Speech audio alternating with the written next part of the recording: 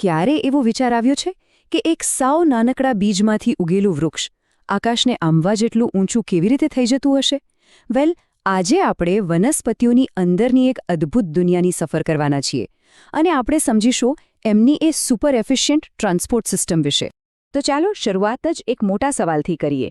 આટલા વિશાળ વૃક્ષો ગુરુત્વાકર્ષણના નિયમને જાણે અવગણીને સેંકડો ફૂટ ઉપર છેક ટોચના પાંદડા સુધી પાણી કેવી રીતે પહોંચાડતા હશે? ચાલો આજે આ જ રહસ્યને ઉકેલવાનો પ્રયત્ન કરીએ. જુઓ, આની પાછળ એક બહુ મોટી ચેલેન્જ છે. વિચારો, પાણીનો સોર્સ એટલે કે મૂળ એ તો છે જમીનમાં, અને ખોરાક બનાવવાની ફેક્ટરી એટલે કે પાંદડા એ છે છેક ટોચ પર. હવે આટલા મોટા અંતરને જોડવા માટે કોઈ ખાસ સિસ્ટમ તો જોઈએ જ ને. અને હા, આ કોઈ સામાન્ય પાઇપલાઇન નથી.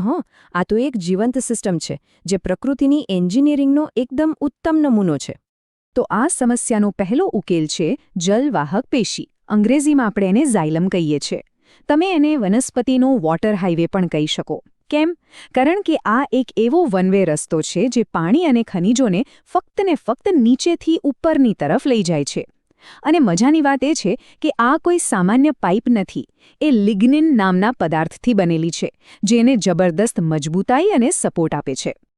જરા કલ્પના તો કરો, મૂળથી શરૂ થઈને છેક ઉપર આવેલા દરેક પાંદડા સુધી પહોંચતી લાખો નાની નાની પાઇપનું એક સળંગ, અતૂટ નેટવર્ક. બસ આ જ છે જલવાહક પેશી, જે પાણીના વહન માટે એક નોન-સ્ટોપ અને એકબીજા સાથે જોડાયેલો હાઇવે બનાવે છે. પણ સવાલ એ છે કે પાણી ઉપર ચઢે છે કેવી રીતે? આ કોઈ જાદુ નથી. આ માટે 3 અલગ અલગ ફોર્સ એકસાથે કામ કરે છે. પહેલું છે આશ્રુતિ. આમાં શું થાય? જમીનમાં રહેલું પાણી મૂળના કોષોમાં આપોઆપ ખેંચાઈ આવે છે, કારણ કે મૂળમાં પાણી ઓછું હોય છે. સિમ્પલ. બીજું છે મૂળદાબ. પાણી સતત અંદર આવવાથી એક હળવું દબાણ બને છે, જે પાણીને થોડું ઉપર ધકેલે છે. અને ત્રીજું, જે ખરેખર આખી ગેમ જ બદલી નાખે છે, એ છે બાષ્પોત્સર્જન ખેંચાણ. તો હવે આ બાષ્પોત્સર્જન છે શું?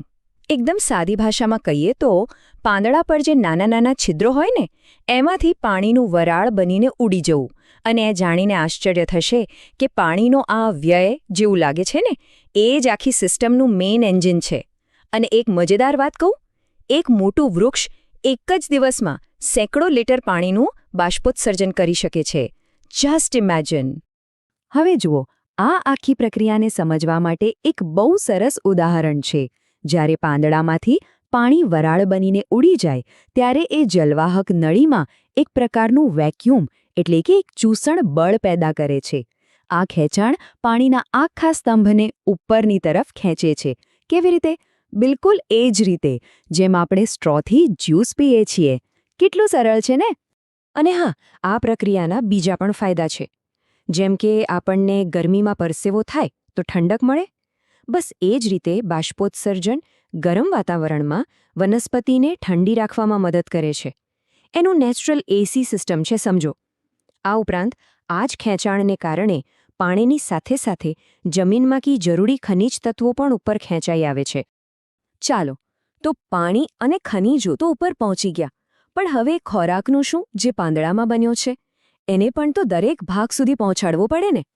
તો એના માટે છે વનસ્પતિની ફૂડ સપ્લાય ચેઇન, જેનું નામ છે અન્નવાહક પેશી એટલે કે ફ્લોએમ. આ સુક્રોઝ જેવા ખોરાકને છોડના દરેક ભાગ સુધી પહોંચાડતી એક 2-વે ડિલિવરી સર્વિસ છે. આ બંને સિસ્ટમ વચ્ચેનો સૌથી મોટો અને સૌથી અગત્યનો તફાવત છે એમની દિશા. યાદ રાખજો, જલવાહક પેશી એક 1-વે સ્ટ્રીટ જેવી છે, જ્યાં ટ્રાફિક ફક્ત ઉપરની તરફ જ જાય છે.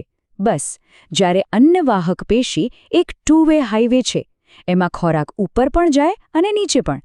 જ્યાં પણ એની જરૂર હોય ત્યાં પહોંચી જાય. અન્નવાહક પેશી દ્વારા ખોરાકના વહનની આ જે ક્રિયા છે, એને સ્થળાંતરણ કહેવાય છે. અને અહીંયા એક વાત ખાસ યાદ રાખવા જેવી છે. પાણીનું વહન જે થતું હતું એ તો ભૌતિક બળોથી આપોઆપ થતું હતું. પણ ખોરાકના વહન માટે વનસ્પતિને પોતાની એનર્જી, પોતાની ઊર્જા વાપરવી પડે છે. અને આ ઊર્જા ક્યાંથી આવે? એ આવે છે પ્રકાશ સંશ્લેષણની ક્રિયામાંથી. તો થાય છે એવું કે વનસ્પતિ પોતાની ઊર્જાનો ઉપયોગ કરીને પાંદડામાં બનેલા ખોરાકને અન્નવાહક નળીમાં ધકેલે છે. આનાથી શું થાય ત્યાં એક ઉચ્ચ દબાણ એટલે કે હાઈ પ્રેશર બને છે. અને પછી તો સિમ્પલ છે. આ દબાણને કારણે ખોરાક ઓછા દબાણવાળા વિસ્તારો તરફ વહેવા લાગે છે, જેમ કે નવા ફૂટતા મૂળ તરફ, બની રહેલા ફળ તરફ કે પછી નવી કળીઓ તરફ. સારું, તો ચાલો હવે આ બંને અદ્ભુત સિસ્ટમને એકસાથે મૂકીને એમની સરખામણી કરી લઈએ, જેથી આખો કોન્સેપ્ટ એકદમ ક્રિસ્ટલ ક્લિયર થઈ જાય. તો જુઓ, આ ટેબલ આખા વિષયનો સારાંશ છે. એકદમ ટૂંકમાં, જલવાહકનું કામ પાણી અને ખનિજોનું વહન, અન્નવાહકનું કામ ખોરાકનું વહન. દિશાની વાત કરીએ તો જલવાહક માત્ર ઉપર તરફ અને અન્નવાહક ઉપર નીચે બંને તરફ. અને સૌથી અગત્યનું, ચાલક બળ. જલવાહક માટે ભૌતિક બળો છે, જેમ કે બાષ્પોત્સર્જન, જ્યારે અન્નવાહકને ચાલવા માટે જોઈએ એક્ટિવ એનર્જી, એટલે કે ઊર્જાનો ઉપયોગ કરવો પડે છે. મતલબ કે આ બંને સિસ્ટમ ભલે અલગ અલગ કામ કરતી હોય, પણ સાથે મળીને એક પરફેક્ટ ટીમ બનાવે છે. અને આ સિસ્ટમ એટલી બધી કાર્યક્ષમ છે કે તે હજારો વર્ષોથી પૃથ્વી પર જીવનને ટકાવી રહી છે. અને એટલે જ આજે આપણે સૌથી ઊંચા વૃક્ષોને પણ જીવંત અને વૃદ્ધિ પામતા જોઈએ છીએ. તો અંતે એક વિચારવા જેવો પ્રશ્ન મૂકીને જઈએ. જો પૃથ્વી પર જીવન ટકાવવા માટે વનસ્પતિઓએ આવી જબરદસ્ત સિસ્ટમ વિકસાવી, તો કલ્પના કરો કે બીજા ગ્રહો પર જો જીવન હોય તો ત્યાં આવા પડકારોનો સામનો કરવા માટે કંઈક આવી જ સિસ્ટમ હશે કે પછી સાવ અલગ જ? કારણ કે વિજ્ઞાન આપણને ફક્ત જવાબો નથી આપતું, એ આપણને નવા અને સારા પ્રશ્નો પૂછવા માટે પણ પ્રેરણા આપે છે. આ ચર્ચામાં જોડાવા બદલ ખૂબ ખૂબ આભાર. જો આ માહિતી રસપ્રદ લાગી હોય અને કંઈક નવું શીખવા મળી હોય તો તેને લાઇક અને શેર જરૂર કરજો. અને હા, આવા જ બીજા રસપ્રદ વિષયોને સમજવા માટે Sanjay maths and science academy ચેનલને સબસ્ક્રાઇબ કરવાનું ભૂલતા નહીં. હવે પછી આપણે ઉત્સર્જન તંત્ર વિશે વાત કરીશું. ત્યાં સુધી શીખતા રહો.